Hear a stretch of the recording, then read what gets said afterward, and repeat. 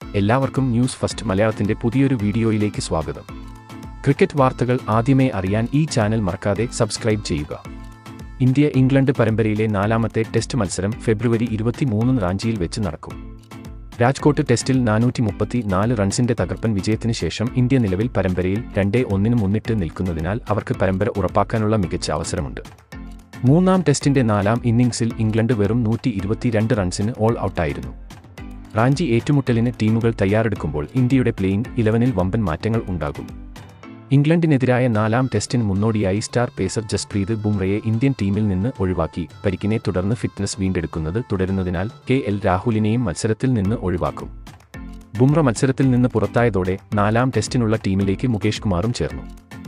ആദ്യ ടെസ്റ്റിന് ശേഷം KL രാഹുൽ ഇതുവരെ കളിച്ചിട്ടില്ല. രാഹുൽ അവസാന ടെസ്റ്റിൽ ഉണ്ടാകും എന്നാണ് റിപ്പോർട്ട്. ഇനി ഇന്ത്യയുടെ സാധ്യത 11 നമുക്ക് ഒന്ന് പരിശോധിക്കാം. മത്സരത്തിൽ ക്യാപ്റ്റൻ രോഹിത് ശർമ്മ, യശസ്വി ജയ്സ്വാൾ സഖ്യം ഇന്നിംഗ്സ് ഓപ്പൺ ചെയ്യും. 3ാമനായി ശുഭ്മൻ ഗിൽ എത്തും. 4ാം നമ്പറിൽ രജത് പാട്ടിദാർ ഇറങ്ങും. 5ാമനായി സർഫറാസ് ഖാനും എത്തും. 6ാമനായി ധ്രുവ് ജൂറൽ എത്തും. ബൗളിംഗിൽ സ്പിന്നിൽ രവീന്ദ്ര ജഡേജയോടൊപ്പം രവിചന്ദ്രൻ അശ്വിൻ, കുൽദീപ് യാദവ് എന്നിവരും ഉണ്ടാകും. പേസ് നിരയിൽ മുഹമ്മദ് സിറാജും മുകേഷ് കുമാറും എത്തും. ജസ്പ്രീത് ബുംറയ്ക്ക് പകരമായാണ് മുകേഷ് കുമാർ ഇറങ്ങുക. കഴിഞ്ഞ മത്സരത്തിൽ ബാറ്റിംഗിലും ബൗളിംഗിലും മികച്ച പ്രകടനം തന്നെയാണ് ഇന്ത്യ കാഴ്ചവെച്ചത്. ഇതേ ഫോം ഇനിയും തുടരാൻ കഴിയും എന്നാണ് ടീം ഇന്ത്യ വിശ്വസിക്കുന്നത്.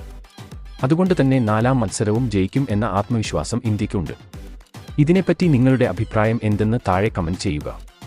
അപ്പോൾ ഇതുപോലെ കൂടുതൽ ക്രിക്കറ്റ് വാർത്തകൾക്കായി ഈ ചാനൽ മറക്കാതെ സബ്സ്ക്രൈബ് ചെയ്യുക.